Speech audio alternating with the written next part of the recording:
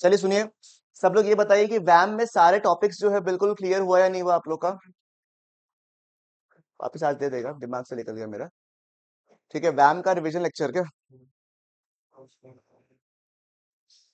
मैं क्या करूंगा ना, आप लोग को सुनो ना, एक काम करता हूँ मैं, बेटर रहेगा। I share a playlist.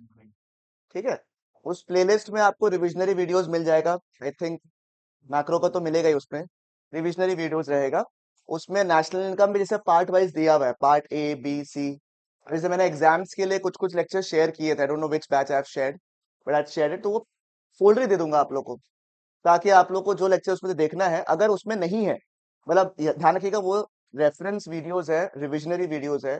अगर आपको पर्टिकुलरली कोई कॉन्सेप्ट वीडियो चाहिए, तो उसके लिए आप मुझे बताना पड़ेगा आप लोग को। इट्स जस्ट लाइक कि आपको लास्ट मोमेंट रिवीजन करना है, तो वो सारे लेक्चर्स में दिए हुए हैं, तो जो भी मेरे को मॉडिफिकेशन करना है उसमें हल्का फुल्का लेक्चर्स डालना है, वो मैं डाल दूंगा। जिस तरीके, जैसे एग्जांपल, उसमें एक लेक्चर है विच कवर्स मैक्रो का, national income, money and banking, government budget, and I think foreign exchange.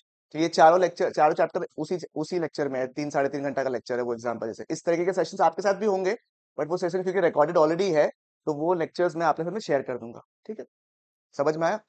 चलेगा ना? We can start off. तो वो लेक्चर शेयर कर दूंगा, तो आप लोग अपने रेफरेंस के हिसाब से जो जो चाहिए आप देखते रहिएगा। आप ध्यान रखिएगा कि सारे लेक्चर्स अवेलेबल है, तो if you have missed out on any of the lectures, ठीक है, तो you can ask for it.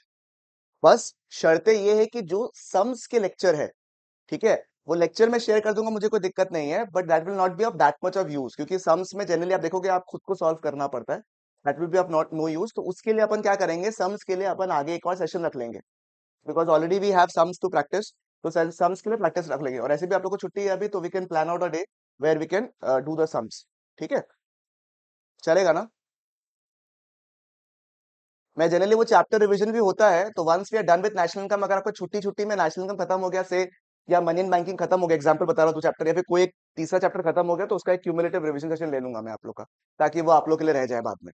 ठीक है, आइए इनकम मेथड स्टार्ट करेंगे हम लोग। अब income method conceptually is very very simple. ठीक है, लॉजिक बिल्कुल सिंपल है। मेरे को नेशनल इनकम निकालना है, ठीक है, बाहर से क्या इनकम आने वाला है और बाहर क्या इनकम जाने वाला है, उस पर मेरा कंट्रोल ज्यादा रहेगा या कम रहेगा, मुझे बताइए आप लोग। बाहर से कितना इनकम आने वाला है और बाहर कितना इनकम जाने वाला है, उस पर कंट्रोल मेरा ज्यादा रहेगा या कम? ऑब्वियस सा बात है, कम रहेगा। मतलब बाहर से लोग कितना खरीदने वाला है, कितना इनकम आने वाला है, हमारे लोग कितना लोग बाहर काम करने वाले हैं, उस पर हमारा कंट्रोल क्या रहेगा? नेचुरल सा बात है, कम रहेगा। फॉर एग्जाम्पल, इंडिया के अंदर अगर मैं बात करूं, तो हमारा जितने भी मिनिस्टर्स होंगे उनकी पावर ज्यादा होंगे। बट अगर मैं फॉरेन मैटर्स की बात करूं, अगर मान लो आप, इसराइल की वॉर चल रही है ना, इसराइल और ईरान की वॉर चल रही है मान लो, तो चाह कर भी अगर हम रोकना चाहे तो हम रोक नहीं सकते हैं, because it is an international affair. ठीक है, कल तो मैं थोड़ा ज्यादा एस्केलेट हो गया। ठीक है, बात समझ में आया आपको? तो and I think global economic समझने के लिए this is the best time. वैसे तो it is a bad thing because the war is happening, but it is the best time because it will show the markets affecting. मान लो जिसको अगर थोड़ा markets inclination है, जिसको थोड़ा सा इंटरेस्ट है, आप देखिएगा। I don't know the news is correct और not, because I was been whistle blowed कि कोई बोला था मेरे को कि US is also actively participated in the this one by supplying certain things. अगर ये ऐसा है, देन आप देखिएगा markets will fall down in the coming week. Obviously आज बंद है, कल बंद था। ठीक है, मंडे को the markets will fall down because it is showing in the market, if this is a true news. तो इस तरीके से आपका जो है ना, ये global stories, global economic matters जो है वो अफेक्ट करता है इकोनॉमी को। ठीक है, अब आप मुझे बताइए, लड़ाई तो कहीं और हो रही है, but is it affecting your market conditions also? Can anybody say how, why is the market falling down? या ऐसा क्यों लग रहा है कि चीजों के दाम बढ़ जाएंगे? ये आपने सुना होगा अभी अभी कि इन वॉर के चक्कर में ना चीजों के दाम बढ़ जाएंगे। कोई मुझे बता पाएगा? अच्छा, वो मिडिल ईस्ट में लड़ाई हो रहा है, हमसे दूर भी है, तो ऐसा क्यों बोल रहा है कि इंडिया एज अ होल भी इकोनॉमी इफेक्ट होगा? दो सुना, अगर आप थोड़ा सा इंटरेस्ट रखते हो आप लोग, because I have a very strong interest in this. ठीक है, दो सुना होगा, एक तो प्राइसेस बढ़ जाएंगे, मार्केट इकोनॉमी थोड़ी खराब होगी, दूसरी इंडिया के लिए अपॉर्चुनिटी बन जाएगी, ये भी सुना होगा आपने, अगर सुना होगा तो। मैं क्यों बोल रहा हूं? चलो पहला केस, इंडिया की अपॉर्चुनिटी बनेंगी, वो तो अलग बात है, वो तो अलग मुद्दा हो गया, चलो। But why do you think that the prices would increase? Exactly, oil. The oil, अगर ईरान इफेक्ट होगा तो ऑयल का प्राइसेस बढ़ेगा, ऑयल का प्राइसेस बढ़ेगा तो ट्रांसपोर्टेशन का कॉस्ट बढ़ेगा, ट्रांसपोर्टेशन का कॉस्ट बढ़ेगा तो अल्टीमेटली सारा सामान including the essentials would increase. इसीलिए अगर आप ध्यान दोगे तो अभी अभी रिसेंटली आप सुनाओ किसी ने आपके एग्जाम में मनी इन बैंकिंग आया था क्या? नहीं आया था। आगे जाके आप लोग बैंकिंग चैप्टर में पढ़ोगे रेपो रेट्स। ठीक है। जब लोगों के पास पैसे कम आते हैं ना, मान लो कोई चीजों का दाम बढ़ गया, मैं मान लो 50 रुपए कमा रहा हूँ, मेरी इनकम तो 50 ही रहेगी। अभी ऐसे फटक से तो इनकम बढ़ता नहीं है किसी का भी, नॉर्मल इंसान का। Unless and until you have a business, that's a different thing कि आप एकदम बूम पीरियड में चल रहे हो, that's a different thing. But in general when the markets are slow, your income generally is constant और it falls, that's the rule. ठीक है। Why constant? For the general salaried people. ठीक है, उनके लिए जनरली कांस्टेंट रहता है, increase नहीं होता है। They might lose out on jobs also sometimes. For businesses, if you all know, कई लोग के बिजनेस फैमिलीज होंगे, you know that the market falls down. देखो कहां अफेयर हो रहा है। अरे वो अफेयर नहीं मतलब, समझ है ना। और अफेक्ट कहाँ कहाँ हो रहा है, ऐसे भी रियलिटी में भी होता है अफेयर की वजह से अफेक्शन तो आप लोगों को होता ही है, अफेक्ट तो होता ही है आप लोग। ठीक है। बट द पॉइंट इज कहाँ हो रहा है, but the market is shaping in that way. ठीक है। जब इनकम फॉल होगा, अंडरस्टैंड द लॉजिक, पैसा कम है या उतना ही है, खर्चा बढ़ गया। मेरा 50 रुपए का इनकम मैं पहले भी कमा रहा था, 50 रुपए का इनकम अभी भी कमा रहा हूँ। पहले मेरा खर्चा 30 रुपए में काम चल रहा था, मैं कितना रुपए बचा रहा था? 20 रुपए। इस बार मेरा normal essentials I can not control, अब दाल चावल रोटी सब्जी थोड़ी ना रुकेगा, वो तो मंगवाई गई। तो उसकी वजह से क्या होगा? Cost of living increases, essentials का प्राइस बढ़ जाएगा। मतलब मैं पहले 50 कमा रहा था, अभी कितना कमा रहा हूँ? मान लो अभी 50 ही कमा रहा हूँ, और खर्चा कितना बढ़ गया मेरा? 40 से। डेफिसिट कितना क्रिएट हो गया? 10 का क्रिएट हो गया ना आपका, मतलब सरप्लस अभी कितना बचा आपके पास में? केवल 10 का बचा हुआ है। पहले कितना बच रहा था? 20 का बच रहा था। तो मेरे पास जो पैसा हाथ में आ रहा है वो क्या हो गया? कम हो गया। जब मेरे पास पैसा कम बचेगा, तो पहले हम लोग जरूरत की चीजें खरीदेंगे या luxury items? I mean not luxury, generally non essential items, जरूरत की चीजें खरीदेंगे। वो कम होगा, ओवरऑल स्पेंडिंग कम होगा, मार्केट में पैसा कम हो जाएगा, circular flow of income falls. जितना पैसा बाजार में घूमना चाहिए, money flow will decrease. Do you think it's a good thing in the market? The answer is no. COVID में भी यही हुआ था, लोगों ने स्पेंडिंग करना बंद कर दिया था, मार्केट फ्लो क्या हो गया? कम हो गया। अब गवर्नमेंट डजंट वांट कि इस टाइप का रिसेशन, इसलिए आप सुना होगा रिसेशन आने वाला, रिसेशन इज गोना हिट। ठीक है। इस टाइप का रिसेशन आ जाएगा, क्योंकि बाजार में पैसा घूमना बहुत जरूरी है। पैसा अगर स्टक हो गया ना बाजार में, it's a bad thing in the economy. क्योंकि लोगों को किसी ना किसी का दुकान बंद होता है इसकी वजह से, रिसेशन के वक्त में। पैसा घुमाना है, क्या करे पैसा, मेरे पास तो पैसा बच नहीं रहा है, तो हम खर्चा ज्यादा कर नहीं सकता है। The only way I can spend is I get money. But if the money cost is high, that means my interest rates are high, then मैं पैसा स्पेंड नहीं करूंगा। ऑब्वियस सा बात है ना, जब मुझे लग रहा है यार महंगा है, देन इन दैट केस में क्यों खरीदूंगा कोई भी चीज को? But when you see the interest rates fall down, cost of borrowing fall down, तो आप जनरली इतना इंक्लाइन हो जाएगा खरीदने से। इसलिए बैंक्स ने क्या किया, आपने सुना होगा, रेपो रेट को 0.5% गिरा दिया। इसका इफेक्ट अलग अलग जगह में होगा। अगर किसी का लोन चल रहा होगा, आपने सुना होगा सबके इंटरेस्ट रेट्स पहले से कम हो गए, ताकि हम लोग स्पेंडिंग बढ़ा सके। बात समझ में? Everything is connected properly, psychologically सब कुछ कनेक्टेड है।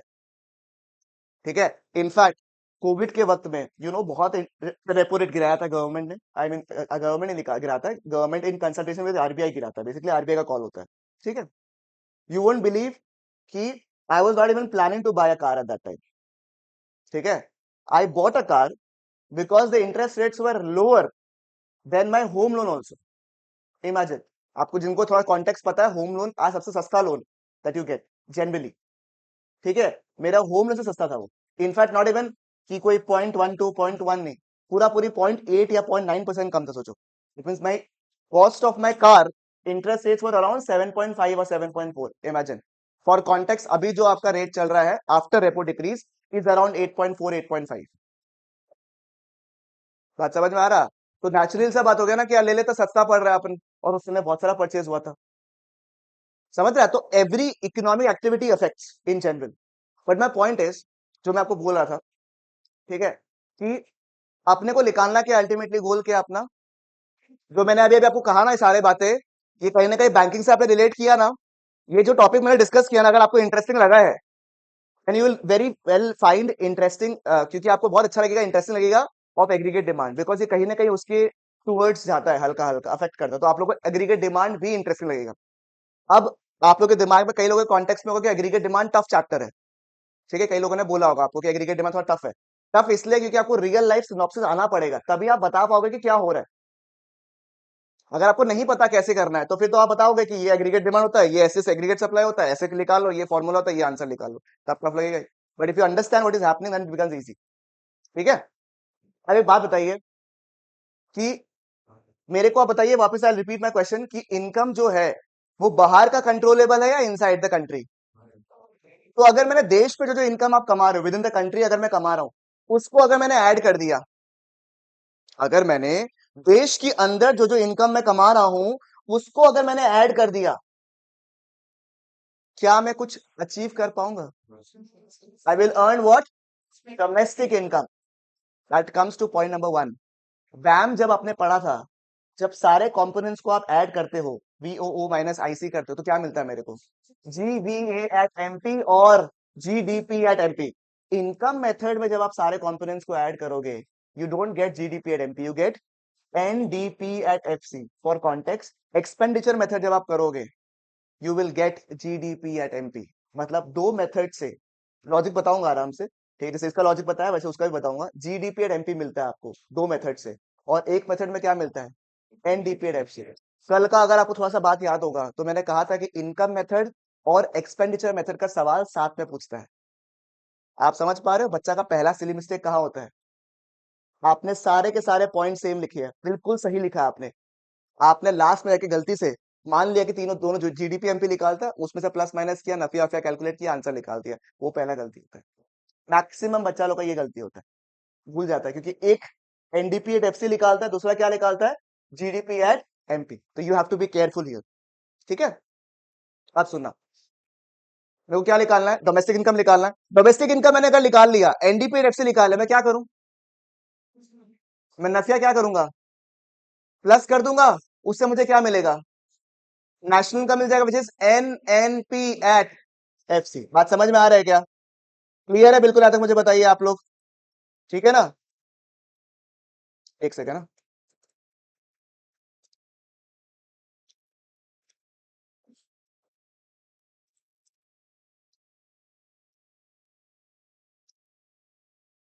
ठीक है, अच्छा सुनो।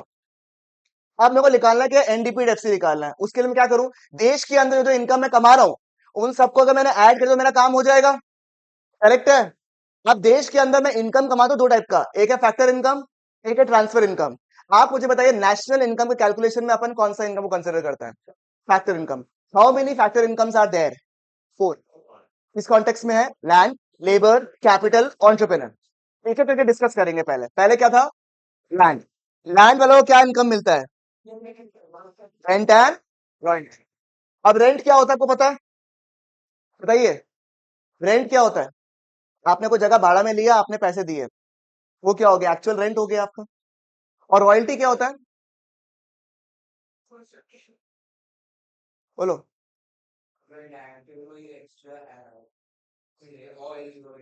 Very good. जैसे आपने कोई लैंड लिया, उसमें आप ऑयल एक्सट्रैक्शन कर रहे हो, या फिर अगर आप लोग मेघालय वगैरह गए होंगे तो आप देखे होंगे पहाड़ कट रहा होता है, पत्थर निकल रहा होता है वहां से। तो वो पत्थर के आप नेचुरल रिसोर्स का यूज कर रहे हैं नहीं कर रहे हो मुझे बताइए? तो वो लैंड यूज करने ना, जो जो पहाड़ वाला एरिया है वो यूज करने के लिए यू हैव टू पे रॉयल्टी।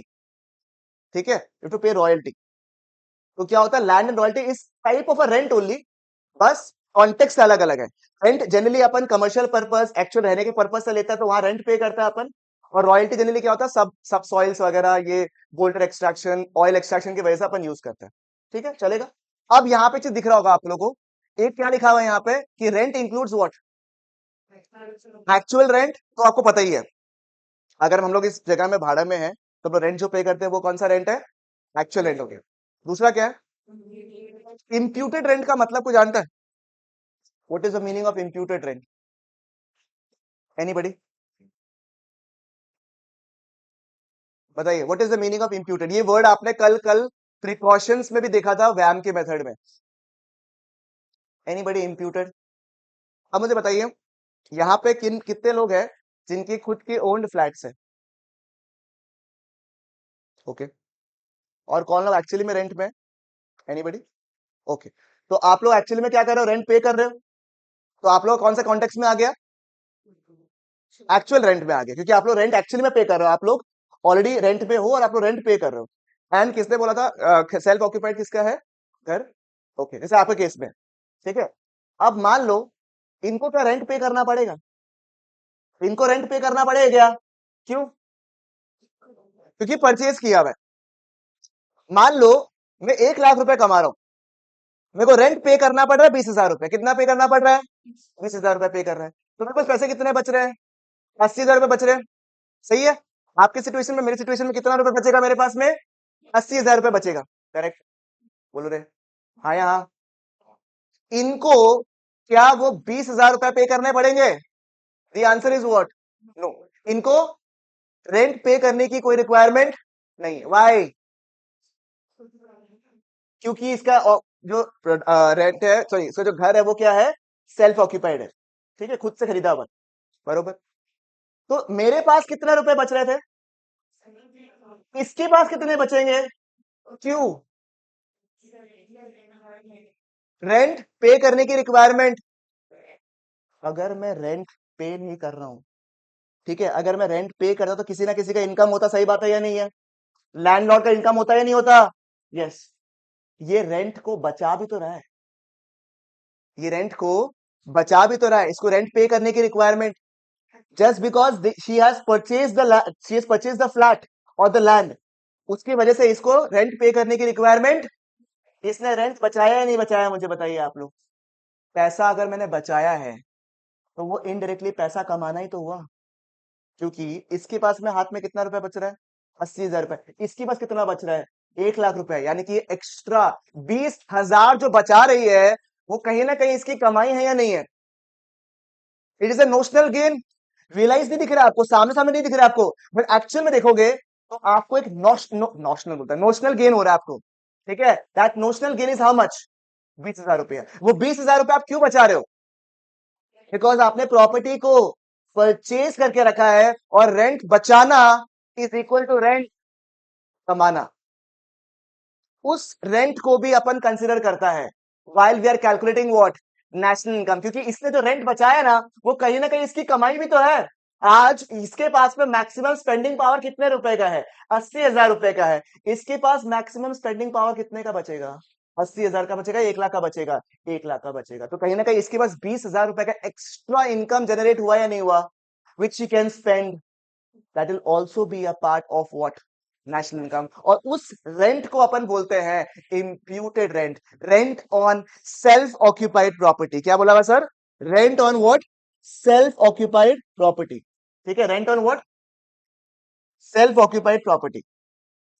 चलेगा? ठीक है, परफेक्ट है बिल्कुल। यहां तक मुझे बताइए, कोई भी दिक्कत तकलीफ?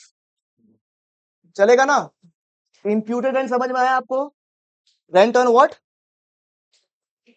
Self occupied properties. चलेगा बिल्कुल यहां तक? तो पहला खत्म हो गया आपका, जो कि था लैंड। बोलो साहब।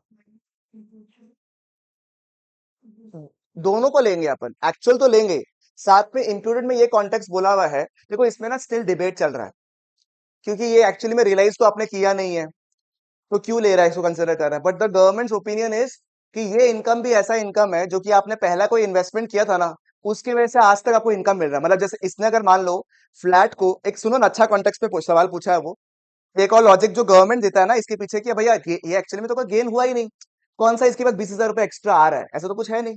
बट ये अजम्पशन गवर्नमेंट रख के रखा है कि मान लो अगर तुमने वो प्रॉपर्टी को खुद के लिए यूज नहीं किया होता और तुमने उसको भाड़े में दे दिया होता, तो तुम उसमें से रेंट कमाता या नहीं कमाता? 20,000 रुपया। बस शर्तें ये है कि या तो तुम्हारा सिचुएशन ये क्रिएट हो रहा है कि अगर आपने उसको रेंट में दिया होता तो ये रेंट कमाता, और अगर क्योंकि तुम खुद रह रहे हैं तो तुम कहीं ना कहीं रेंट को बचा रहा है। It's also equivalent to rent earning. इस कॉन्टेक्स्ट से गवर्नमेंट बोल रहा है कि उस इनकम तो वैसे भी रियलाइज होना ही था, वो चाहे तो पैसे बचाकर या किसी और को भाड़े पर पे कर, उस इनकम को अपन को कंसिडर करना चाहिए, ये बोल रहा हूं।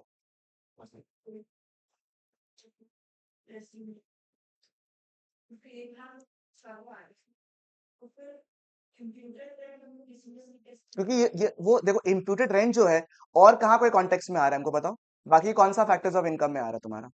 किसी में नहीं आ रहा है, इसलिए इसमें कंसिडर किया हुआ है।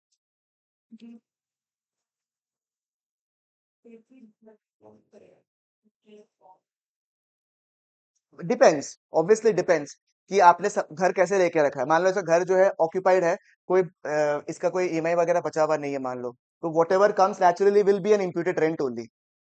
बात समझ में है? बट इसका इंटरेस्ट वगैरह तो वो कॉन्टेक्स्ट में आप देखोगे, वो वाला चीज है। एंड ऑब्वियसली इंटरेस्ट को इसलिए कंसिडर नहीं करा because we are just considering the income over here, we are not considering the expenses which are borne here. ठीक है, समझ में आया? वेरी ब्यूटीफुल उबासी। ठीक है, क्लियर है बिल्कुल? यहाँ तक मुझे बताइए आप लोग। पक्की बात है, यहाँ तक क्लियर हुआ पहला point, rent and royalty clear है। अब समझेगा, सम्स करना इसमें डिफिकल्ट नहीं है कुछ भी, क्योंकि 5 कंपोनेंट ऐड करना, खत्म कहानी। और एक टर्म है ऑपरेटिंग सरप्लस, बस। इसमें मेन है कि अंदर का जो कॉन्टेक्स्ट में पूछ रहा है ना कि इंक्लूडेड रेंट आएगा या नहीं आएगा, rent on self occupied property आएगा या नहीं आएगा, दैट इज यस। समझ में आया? नंबर 2 क्या है मुझे बताइए? लैंड हो गया। नंबर 2 क्या है? वेजेस, यानी कि एम्प्लॉय के केस में you earn more than wages which is known as compensation of employees. ये कहीं ना कहीं हमने डिस्कस भी किया था, कॉम्पेंसेशन ऑफ एम्प्लॉयज में। सर सीओई यानी कॉम्पेंसेशन ऑफ एम्प्लॉयज में क्या क्या आएगा? पहला क्या आता है मुझे बताइए, जो आप लोगों ने हमेशा से पढ़ा है, wages and salaries in cash.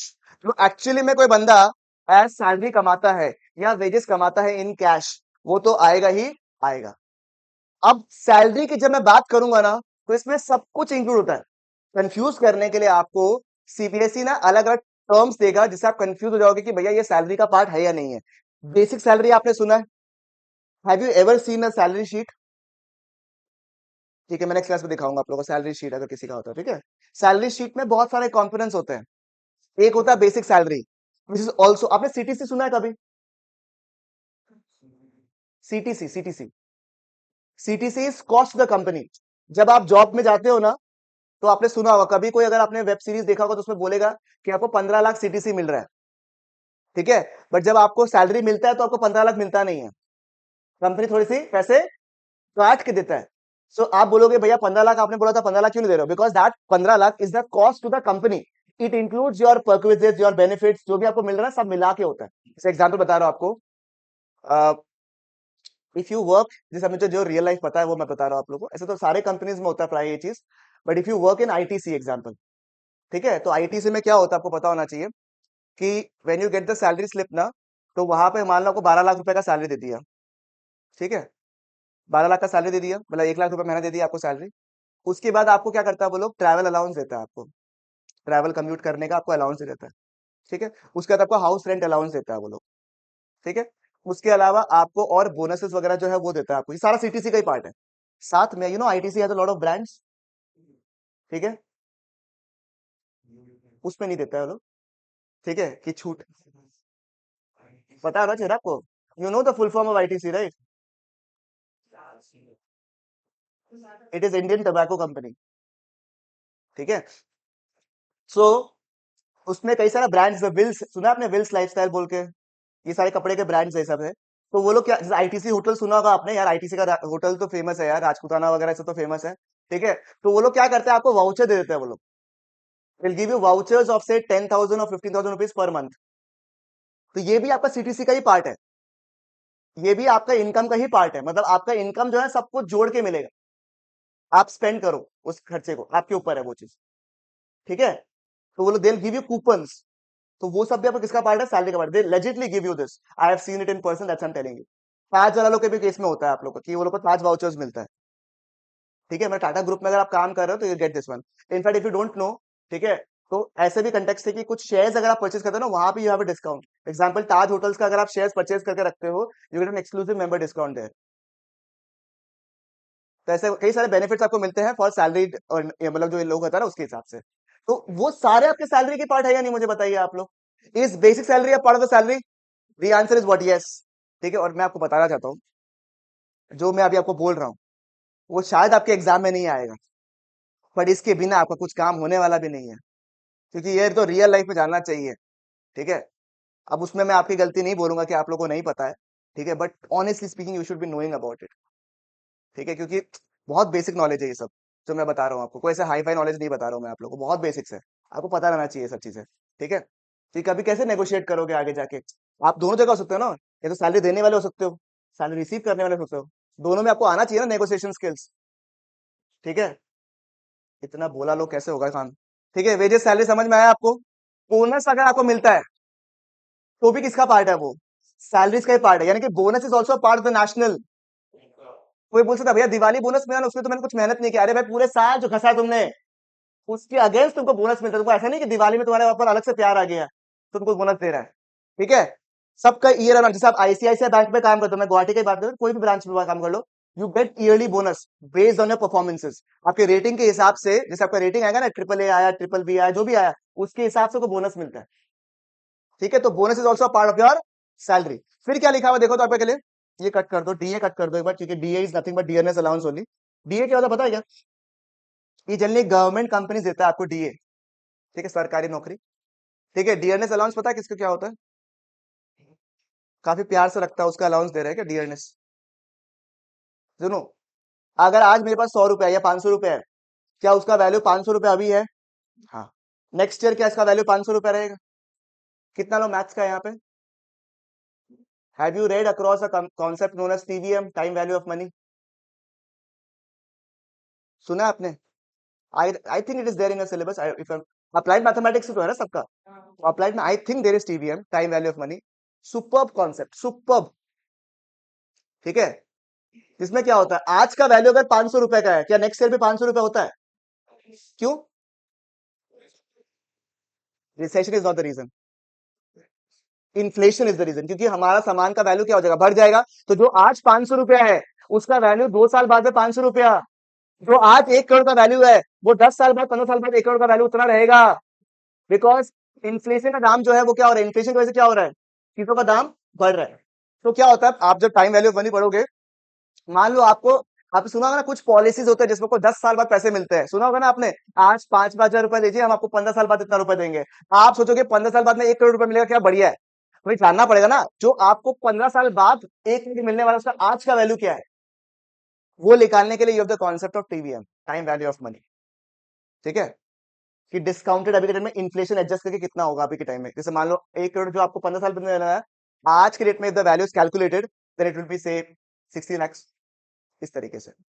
बात समझ में आया आपको? तो अब मेरा मुद्दा ये है कि आपको पता है समय के साथ में मान लो सैलरी उतना ही है, आपका सैलरी अभी 50,000 था, नेक्स्ट से भी 50,000 रुपए, उसके नेक्स्ट से भी 50,000 रुपया, नुकसान हो रहा है नहीं हो रहा मुझे बताइए? क्योंकि आज जो वैल्यू 50 का है, उसका वैल्यू नेक्स्ट ईयर जो होगा क्या होगा, कम हो जाएगा, उसका नेक्स्ट ईयर क्या हो जाएगा। तो उसके लिए the companies have come across N allowance. Inflation rate मान लो 9% का है, तो आपका सैलरी को भी वो लोग 9% से एडजस्ट कर देगा। मतलब 9% से अगर रेट बढ़ गया ना इन्फ्लेशन, तो आपका सैलरी मान लो 50,000 रुपए है, 50,000 का 9% कितना होगा, 4,500। उतना आपको एक्स्ट्रा सैलरी दे देगा as allowance to cover up the inflation.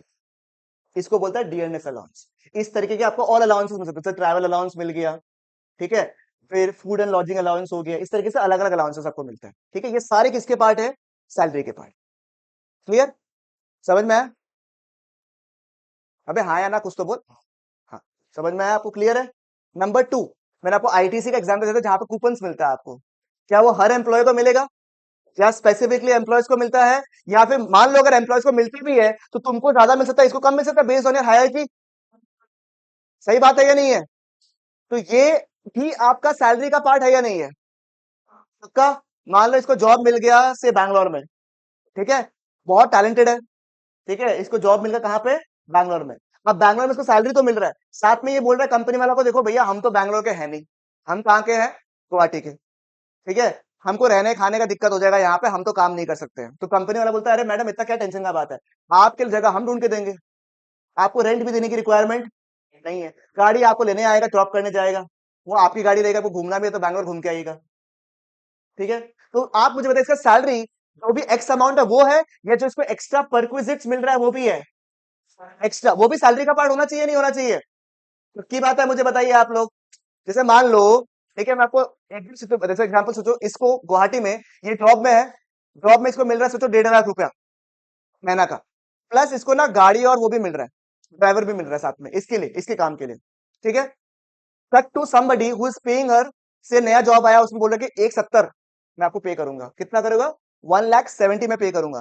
तुम जब कंसिडर करेगा कंपैरिजन का, will you just compare 1.5 and 1.7, और यू विल कंपेयर 1.5 प्लस, अगर मान लो तुम गाड़ी भाड़ा में लेता तो 20,000 रुपया लगता तुम्हारा मिनिमम भाड़ा, प्लस अगर तुम किसी को जॉब में रखता एज ए ड्राइवर तो कितना लगता, 15,000 लगता। तो तुम्हारा सैलरी एक्चुअल में कितना है, 1,85,000 है या नहीं इसका सैलरी, एंड तुमको नया जॉब में मिल कितना रहा है। तो तुम सारा को कंसिडर करता ही नहीं करता है, you just can you just consider the in cash वाला पोर्शन, या फिर काइंड में अगर मिलता तो भी कंसिडर करता है आप? काइंड में अगर मिलता तो उसको भी अपन कंसिडर करता। क्लियर है? अब की बात है, मुझे बताइए आप लोग, एक सवाल पूछना है मेरे को। ठीक है, आप लोग मेनली कॉमर्स की फील्ड में हो, आप लोग जॉब करने अगर जाओगे मान लो, ठीक है, then in that case will you get computers to work upon? मान लो कोई भी ईवाई, डिलॉयट, किसी में भी आपने काम किया तो आपको कंप्यूटर मिलेगा काम करने के लिए, कंप्यूटर एज ए लैपटॉप मिलेगा आपको काम करने के लिए। ठीक है, आप मुझे बताइए, वो जो लैपटॉप मैंने आपको दिया काम करने के हिसाब से, क्या वो आपका सैलरी है? क्या वो सैलरी का पार्ट है? सॉरी, बोलो। अरे इन काइंड मिला ना, लैपटॉप मिला आपको, वो ऑफिस यूज के लिए है, वो आपको दिया गया है आपके लिए बेनिफिट के लिए नहीं, दिया गया है ऑफिस से काम करने के लिए, पहला बात। दूसरा बात, उसके बिना आपका काम चलने वाला ही नहीं है, तो आपको उसको सैलरी का पार्ट मानेंगे भी। और जब आप जॉब छोड़ोगे तो आपको वापस से लैपटॉप देना पड़ेगा। भैया ये मेरा सैलरी इन काइंड। इस तरीके से तो मान लो अगर डॉक्टर है, वो हर बार ग्लव्स चेंज करता है, उसको बोलेगा भैया आपका सैलरी जो है ना 5 लाख रुपए प्लस जितना ग्लव्स आप ले रहे हो ना, इन काइंड। लैब कोट जो पहन रहे हो ना, इन काइंड। हेडफोन जो लगा के रखे हो ना आप लोग बार बार, इन काइंड। टॉर्च मारते हो ना, हाँ, इन काइंड मानेगा क्या? वो बोलेगा भाई देखो, तुम जाओ अपना घर पे, हमको ट्रीटमेंट ही नहीं करना तुम लोग का केस में। पर उसके लिए मान लो एक बीएमडब्ल्यू आया, तो सर को ड्रॉप करना है, सर को रखना है, ठीक है, बीएमडब्ल्यू आया आपका, जो भी सीरीज आपको पसंद है, ठीक है, वो आएगा, वो ड्रॉप करेगा, मेरा रिक्वायरमेंट है भाई, हम जॉब तभी ज्वाइन करेगा। अच्छा एक बात बताता, आप लोग ऐसे शौक लग रहा होगा ना सुन के कि हम बीएमडब्ल्यू मांग रहे हैं और वो कमांड कर सकता कंपनी से। You you just visit once to the tech cities, ठीक है, वहां के जितने बड़े बड़े वो है ना आपके वीपीज और वो सब है ना, they command which kind of car they want in their jobs, and by commanding, obviously they cannot command a Porsche or something like that because that's way beyond budget. Maybe internationally they are also given that way. मान लो UAE वगैरह में अगर आप है तो हो सकता है, बट इन इंडिया अगर मैं बात करूं तो generally Mercedes, BMWs, Jaguars are allowed, मतलब they are given with chauffeurs. Chauffeurs पता है ना आपको? ठीक है, उसके साथ आपको मिलता है। बात समझ में आया? तो ऐसा कुछ नहीं है कि आपको मिल नहीं सकता है, सीधी बात है कि आपका औकात कितना का है और आपने औकात कितना का बनाया है।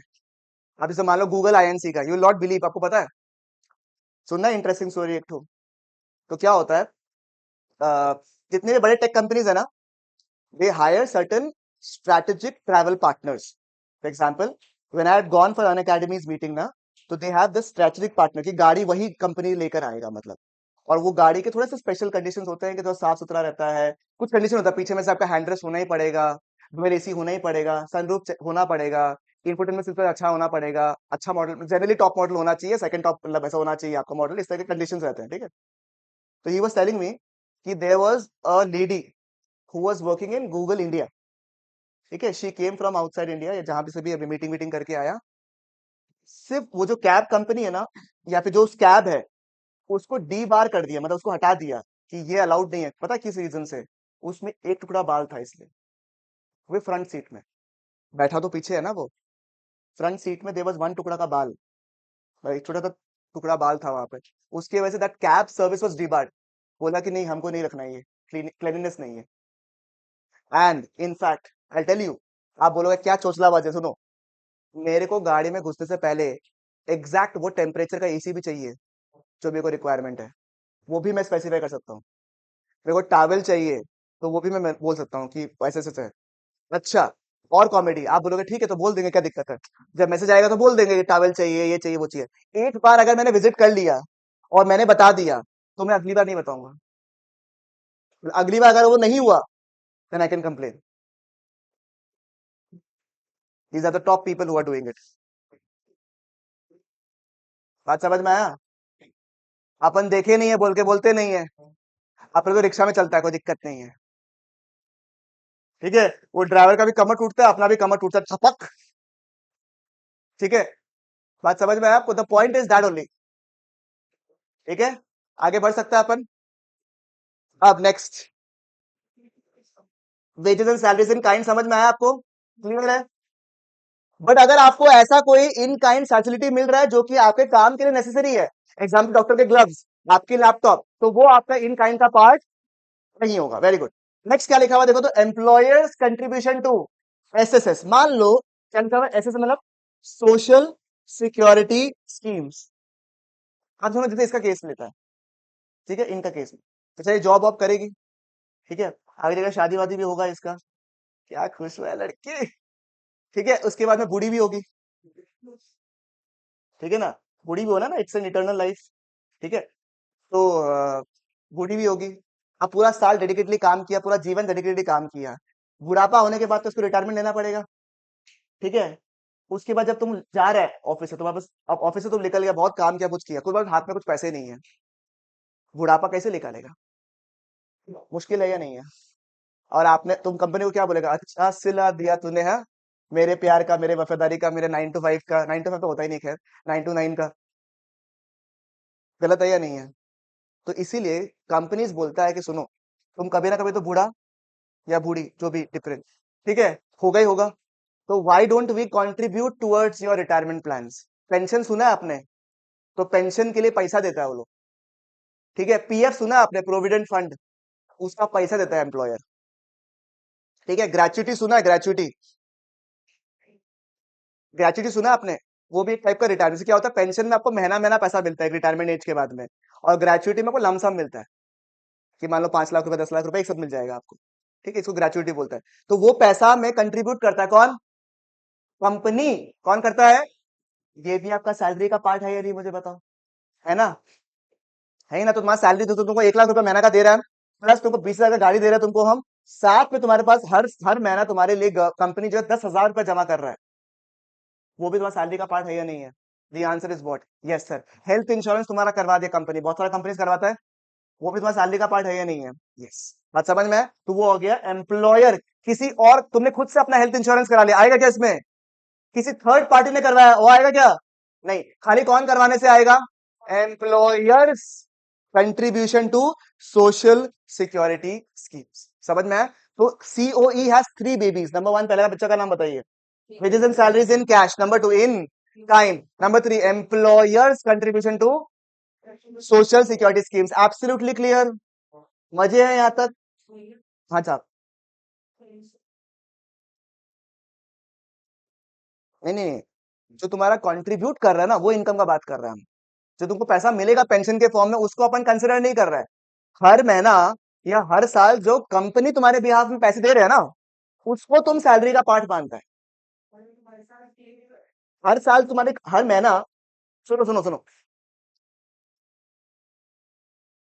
प्रोविडेंट फंड सुना है आपने, ठीक है, उसमें क्या नियम होता है, आधा पैसा आप देते हो, एम्प्लॉय देता है आधा पैसा, और आधा पैसा कौन देता है इसका, कंपनी देता है आप, ठीक है। जब तुम सैलरी गिनेगा, तो पीएफ का आधा पैसा तुम गिनेगा क्या, क्योंकि ये तो तुम्हारा सैलरी से निकला है तुम्हारा, और ये जो आधा कंपनी दे रहा है वो आएगा या नहीं आएगा। तो ये हर साल जो तुम्हारा हर महीना जो कंपनी पैसा दे रहा है ना तुम्हारे बिहाफ में, that is a part of your income. But the pension income जो आपको लास्ट में मिलेगा, जब आप बूढ़ा हो जाएगा, उस वक्त का जो पैसा है उसको अपन क्या कंसिडर करता है, ट्रांसफर इनकम। समझ में आया आपको? Good question. अब सुनो, ये सुनो सुनो सुनो, पॉइंट नंबर बी पढ़ो, तो ऑलरेडी पढ़ा दिया है। Any facility which is necessary for work, gloves, laptop include होगा, नहीं होगा। नंबर सी पढ़ो तो एक बार, contribution by the third party से insurance company to an employ is not a part of the, ये क्या एसएसएस का पार्ट होगा, कोई थर्ड पार्टी ने कंट्रीब्यूट किया तो। सुनो, वो भाई साहब जी जो है ना, ठीक है, वो भाई साहब जी को हम बोला यार बहुत भूख लग रहा है, ये दौड़ के नीचे गया या कहीं गया, जोमेटो से ऑर्डर किया, बर्गर मंगवा के दिया, और बोला भैया, हम बोला यार कितना खर्चा हो गया, तो भैया ज्यादा खर्चा नहीं हो, 250 रुपए का बर्गर है, ठीक है। तो मैंने इसको 250 रुपये पकड़ा दिया, मैंने इसको 250 रुपया पकड़ा दिया। आप मुझे बताइए उनका ये 250 रुपये का इनकम है क्या, क्यों, दिया ना पैसा, अरे मेरा पहले ही खर्च हो गया था, मैं रिम्बर्स कर रहा हूँ उस पैसे को, तो reimbursement of that income expense is not your income. कई लोग यहाँ पे सीए का एम कर रहा होगा, आप सीए का जब बन जाओगे तब ऑडिट करने जाओगे बाहर में, ऑडिट करने जाओगे तो वहां पे खर्चा होगा ना, घूमोगे गाड़ी में, रहोगे होटल में, खूब सूद के खाना खाओगे, तो जाता क्यों ऑडिट के लिए, ऑडिट करने के लिए जाता है, ऐसा नहीं है, ठीक है। तो बात समझ में आया आपको? तो वहां जो खर्चा होगा तो लोग बोलते हैं आप खर्चा कर लो एक बार के लिए, स्लिप लेके आ जाना, कंपनी में जमा कर देना, कंपनी वाला जो खर्चा हुआ है ना वो आपको वापस दे देगा। ठीक है, तो उसमें क्या बोलता है मुझे बताइए, क्या होगा ये? रिइंबर्समेंट ऑफ एक्सपेंसेस है, वो इंक्लूड होगा क्या? नहीं। एक फनी केस आया था, ठीक है, ट्रू केस, क्योंकि हाई कोर्ट या सुप्रीम कोर्ट का मैटर हो गया था इनकम टैक्स में। तो क्या होता है, आपको ना इनकम टैक्स में कई सारे खर्चे मिलते हैं, सब कोई अलाउंसेस सुन रहे हो ना आप लोग, उसमें ट्रैवल अलाउंस भी होता है। तो कंपनी ने स्ट्रिक्ट कर दिया, there are very funny funny allowances which are given, हाँ, मतलब आपको लगता तो फनी है, बट वो एक्चुअली में मिलता है। If you work in an MNC, आपको तो फैमिली प्लानिंग के लिए भी अलाउंस मिलता है आपको, और छुट्टी मिलता है कंपल्सरीली। पर छुट्टी नहीं लेना तो डंडा मारेगा आपको वो लोग, ऐसे है कि 10 दिन तक बाहर जाओ। जापान में it has become a mandate, if you know what, India में भी मैंडेट है, in an MNC you will get a holiday, a holiday नहीं, मल्टीपल हॉलीडेज। ठीक है, secondly you will also get, क्या होता है, ट्रैवल अलाउंस मिल रहा था, ठीक है। तो अ, अब ट्रैवल अलाउंस हम कैसे रिम्बर्स करवाए ना, क्योंकि हमको तो दिखाना पड़ेगा ना हम गया है कहीं पे। तो यू विल नॉट बिलीव कि कई एम्प्लॉयज लोग क्या कर रहा है पता है, I think this is a case of L N T. ठीक है, कि लोगों ने क्या कर दिया, एक्स जगह से जितना दूर का कोई टिकट बन सकता था, जहां भी, वहां तक का टिकट बना लिया। ठीक है, बोर्डिंग पास निकल गया, बोर्डिंग पास दे दिया आपका, बोर्डिंग पास नहीं, क्या टिकट, टिकट निकल गया, बोर्डिंग पास तो बाद में निकलता है, टिकट दे दिया आपको, रिम्बर्स करा लिया, और फिर टिकट कैंसिल कर दिया, पैसे मिल गए। ये हरकत किया था। उसके बाद में नियम आ गया कि अगर रिम्बर्स करना है ट्रैवलिंग अलाउंस को, जजमेंट आया, सोचो जज को कोर्ट को आना पड़ेगा बीच में कि क्या मजाक हो रही है। फिर वो नियम लाया कि नहीं, अगर आपको नो ट्रैवलिंग अलाउंस लेना है तो बोर्डिंग पास को भी अटैच करना पड़ेगा आपको। ठीक है, तब जाके ये आया है। बात समझ में आया? अब कुछ दिन बाद ये भी आएगा कि जीपीएस लोकेशन भी भेजिए कि आप पॉइंट ए से पॉइंट बी गए थे। और बदमाशी देखो, जब वो दिया ना, साथ में फोटो भी दे दिया। कैसे, वो अलग अलग इमेज बना के नहीं होता है क्या, फोटो भी दे दिया वो लोग। इस तरीके की बदमाशी होता है, देखो। वो अलाउंसेस मिलेगा क्या आपको? वो आपका इनकम है क्या? अरे नहीं रे, क्योंकि आपका ऑलरेडी खर्चा हो गया था और उसके अगेंस्ट आपने क्या लिया, खाली रिम्बर्समेंट लिया, तो वो आपका इनकम का पार्ट नहीं है। क्लियर, बढ़िया से, कोई दिक्कत? 2 पॉइंट करा दिया आप लोगों को। तीसरा पॉइंट क्या है मुझे बताइए आप लोग। ये हो गया, ये हो गया। तीसरा क्या मिलता है आपको? इंटरेस्ट। ये इंटरेस्ट इंपॉर्टेंट है, ठीक है, ठीक है, सुनना, इंटरेस्ट क्या है, इंटरेस्ट। अब इंटरेस्ट में क्या क्या आएगा, सुनो। इंटरेस्ट कब देता है आप लोग? जब कोई पसंद आए। हाँ, जब आप कैपिटल कंट्रीब्यूट करें तब आपको क्या मिलता है, इंटरेस्ट। क्या मिलता है, इंटरेस्ट। अब दो तरीके से लोग बाग सामान परचेज करता है। एक, जैसे एग्जांपल, ई मैडम है, ठीक है, दिविशा, नहीं नहीं, तन्विश, एक ही बात है, ठीक है। अब तन्विशा जी तुम बोलते तुम बड़ा स्माइल करता, हम देखा एक बार के लिए, तो चलो कोई बात नहीं, ठीक है। तन्विशा जी जो है, और किसी और एग्जांपल बताइए कौन बनेगा। Very good, amazing. मयंक और तन्विशा अगर गाड़ी खरीदने जाते हैं, तो मयंक बेचारा क्या करता है, वो बोलता है गाड़ी लेता है, डाउन पेमेंट पे करेगा, नॉर्मल टिपिकल ह्यूमन बीइंग।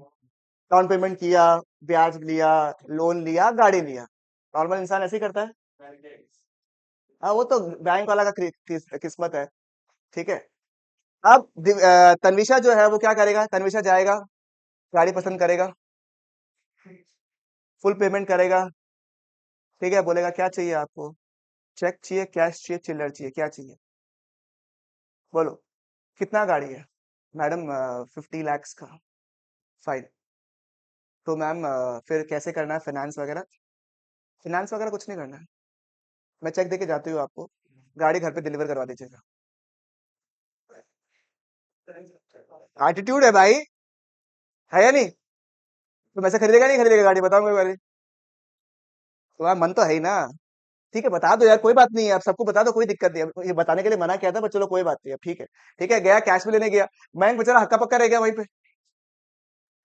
ठीक है, इसका वहां से चांद मेरा दिल निकलने लग गया कि यार मेरा गाड़ी अब इतना मुश्किल से लिया है, उसमें मैंने एक्चुअल में इंटरेस्ट पे किया है नहीं किया, इसलिए मयंक ने एक्चुअल में इंटरेस्ट पे किया है नहीं किया। अरे मयंक बेचारा लिया है, लोन में लिया है गाड़ी, तो उस पर इंटरेस्ट पे करेगा ही नहीं करेगा वो? तन्विशा को इंटरेस्ट पे करना पड़ा क्या? क्यों? हाँ क्या? क्योंकि उसने फुल पेमेंट कर लिया। हर साल अगर मान लो वो लाख रुपए कमा रहा है, उसको 10,000 रुपए इंटरेस्ट पे करना पड़ रहा है, तो उसके पास पैसा कितना बच रहा है? और तन्विषा के पास में अगर 1 लाख रुपए है, तो इसको कितना रुपया बच रहा है? तो ये कहीं ना कहीं इंटरेस्ट को बचा रहा है, और इंटरेस्ट बचाना इज ऑल्सो इंटरेस्ट। क्योंकि आपने पैसा एक बार में ले लिया था, सामान को एक बार में ले लिया था, आपने मशीन को एक बार में ले लिया, आपने कहीं ना कहीं इंटरेस्ट बचा लिया, और उस इंटरेस्ट को बचाना is also equal to interest कमाना। हेंस इंटरेस्ट जो है वो भी दो आएगा, एक तो आएगा एक्चुअल इंटरेस्ट, जब आपने सामान को एक्चुअली में लिया है और आपने उस पर इंटरेस्ट या ब्याज पे किया है।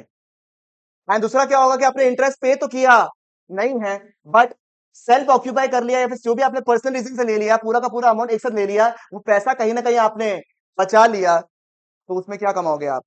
इंटरेस्ट। सेकेंड कॉन्टेक्स्ट, कि अगर उसने उस पैसे को यूज नहीं किया होता, मान लो उसने 50 लाख की गाड़ी नहीं ली होती, तो ये कहीं ना कहीं रख के रखता, वहां से ब्याज कमाता ही नहीं कमाता, वो ब्याज का इनकम इसका पार्ट ऑफ द इनकम बनता ही नहीं बनता। तो वैसे कॉन्टेक्स्ट में सोच लो, किसी भी तरीके से interest are of two types, actual interest and. समझ में आया क्या? क्लियर है बढ़िया से यहाँ पे? अब मेरा एग्जांपल नंबर 2 सुनो, सेम एग्जांपल। तन्विषा ने गाड़ी खरीदा, मयंक ने भी गाड़ी खरीदा। मयंक ने अपने फैक्ट्री के लिए, अपने गाड़ी, अपने कंपनी के लिए गाड़ी खरीदा, तन्विषा ने अपने पर्सनल पर्पस के लिए गाड़ी खरीदा। आप मुझे बताइए कौन से इंटरेस्ट को मैं कंसिडर करूंगा, मयंक का या तन्विषा का? बोलो, बोलो।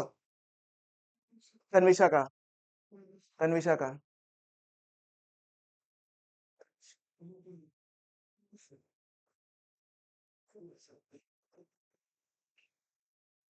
तुम बहुमत पे तो नहीं आ रहा ना?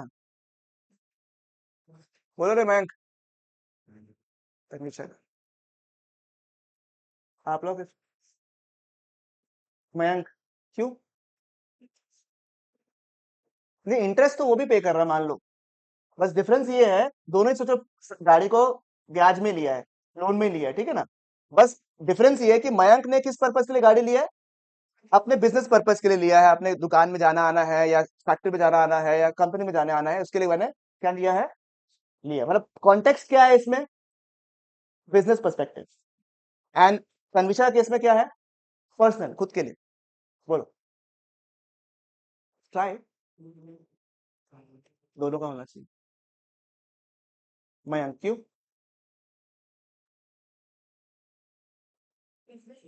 Very good. The only answer that is correct in the entire class is hers. ठीक है? अगर आप इंटरेस्ट को कंसिडर करोगे, it will only be that interest which we have taken for the purpose of business और productive service only. मतलब अगर आप जाके आईफोन लेते हो पर्सनल पर्पस के लिए, और उसमें अगर आप इंटरेस्ट पे करते हो, तो उसको अपन नेशनल इनकम का पार्ट नहीं मानते, क्योंकि वो किस पर्पस के लिए था? पर्सनल पर्पस के लिए था। पर्सनल पर्पस के लिए अगर आपने कोई भी सामान लोन में लिया है, उसमें अगर आपने कोई इंटरेस्ट पे किया, तो उसको कंसिडर नहीं करेंगे। It will only be taken for the purpose of what?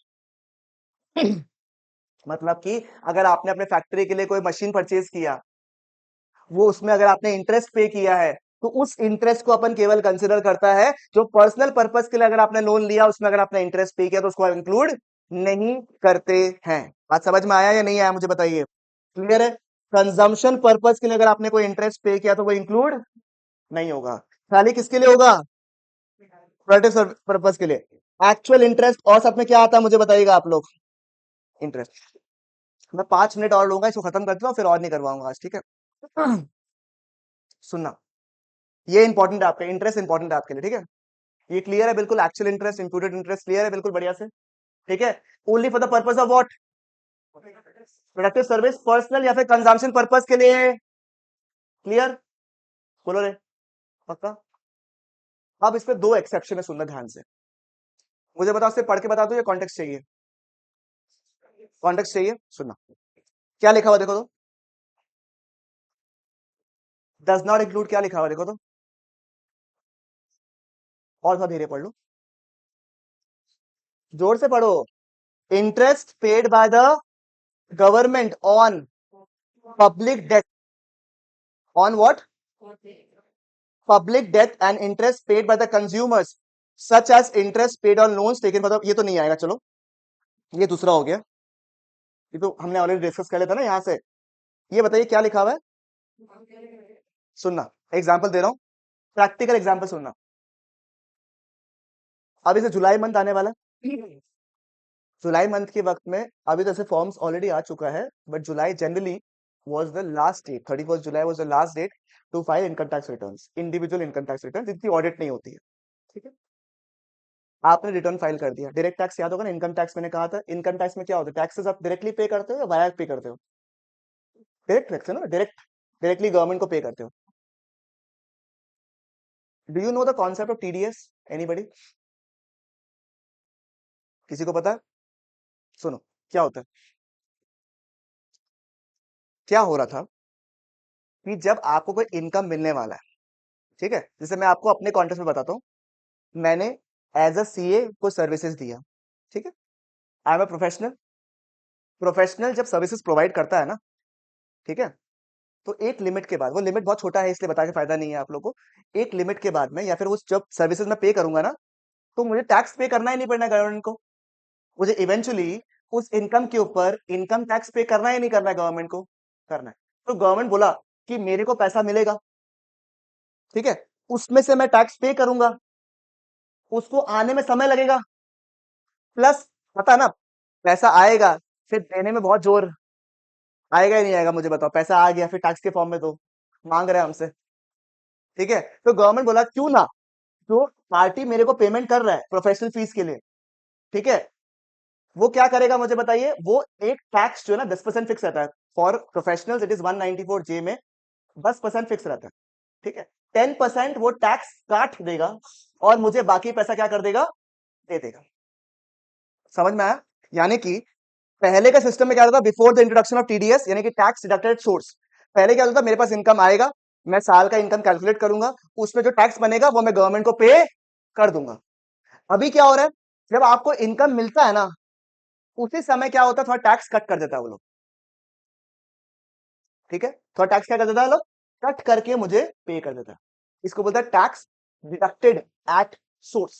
ठीक है, 2 मिनट्स, ठीक है, क्या है टैक्स डिडक्टेड एट सोर्स, यानी कि जहां से मुझे पास पैसा आने वाला है वहीं से मेरा टैक्स क्या कर दिया लोग, काट दिया। मान लो मेरे पूरे साल में टीडीएस कट दिया 1 लाख रुपया, कितना कट दिया, जब मैंने पूरा साल का कैलकुलेशन किया ना इनकम को, तो मेरा टैक्स बन रहा है 80,000 रुपए। कितना बन रहा है, टैक्स ऑलरेडी कट कितना गया है, मतलब गवर्नमेंट के पास ऑलरेडी कितना रुपया है, और मेरा बन कितना रहा है, I will claim for a refund of rupees. बोलो यार समझ में आया बात? मेरे साथ में एक्चुअली में हुआ है ये चीज, मैं रिफंड क्लेम कर लिया, मेरे को वो रिफंड का पैसा जो है ना 9 महीना बाद मिला या 8 महीना बाद मिला मेरे को। तो उस वक्त अगर मुझे सिर्फ 20,000 रुपये मिलेगा, गलत है या नहीं, मुझे बताओ एक बार करें। साथ में क्या मिलना चाहिए, क्या मिलना चाहिए साथ में, इंटरेस्ट भी मिलना चाहिए मुझे, और government page you interest at the rate of 6% per annum. Government अब क्या पे करता है, इंटरेस्ट। बट उस इंटरेस्ट के लिए क्या मैंने कुछ किया, मैं नाचा गवर्नमेंट के पास में, नहीं ना। तो वो इंटरेस्ट किसकी वजह से आया, गवर्नमेंट की वजह से आया। किसके ऊपर आया, क्योंकि गवर्नमेंट के पास में मेरा पैसा रखा हुआ था, 20,000 रुपया गवर्नमेंट के पास में मेरा रखा हुआ था। तो गवर्नमेंट के लिए वो सरदर्द है या नहीं है, वो डेथ है या नहीं है, सही बात है, क्योंकि मेरा पैसा एक्चुअली में मेरे पास नहीं होगा, किसके पास है, गवर्नमेंट के पास में। तो गवर्नमेंट के पास में अगर मेरा पैसा रखा हुआ है, it I am what, public, और गवर्नमेंट के पास मेरा पैसा रखा हुआ है, दैट मींस गवर्नमेंट क्या रहेगा, वो क्या है, एक पब्लिक डेट है। उस डेट के ऊपर अगर मुझे पैसे मिलता है in the form of interest, वो नेशनल इनकम में आएगा नहीं, क्यों, because income is what, transfer income, because मैंने उस इंटरेस्ट कमाने के लिए कुछ किया नहीं है। बात समझ में आया आपको, this is interest on public date, example दिया मैंने आपको, और भी एग्जांपल हो सकता है इस तरीके के। नंबर 2, आपस में अगर फर्म्स इंटरेस्ट इंटरेस्ट खेल रहे हैं, एक्चुअली में कोई इंटरेस्ट पेमेंट हुआ नहीं है, मेरे को इसको 50 देना है, इसको मेरे को 60 देना है, अपन ने आपस में फिटूस कर लिया, सेटल कर लिया, इंटरेस्ट पे किया क्या मैंने एक्चुअली में, तो इंक्लूड नहीं होता है। आपस में अगर इंटरेस्ट इंटरेस्ट खेल रहा है और अगर इंटरेस्ट सेटलमेंट नहीं हुआ है, तो उसको अपन इंक्लूड नहीं करता है। Major context of income method is done, 3। इसके बाद जो बचा हुआ है बहुत छोटा टॉपिक है, फटाफट खत्म हो जाएगा। In the next class will be done with income method. Clear है बिल्कुल, यहाँ तक? Today was the heavier class income method का, बट समझ में आया बढ़िया से सबको?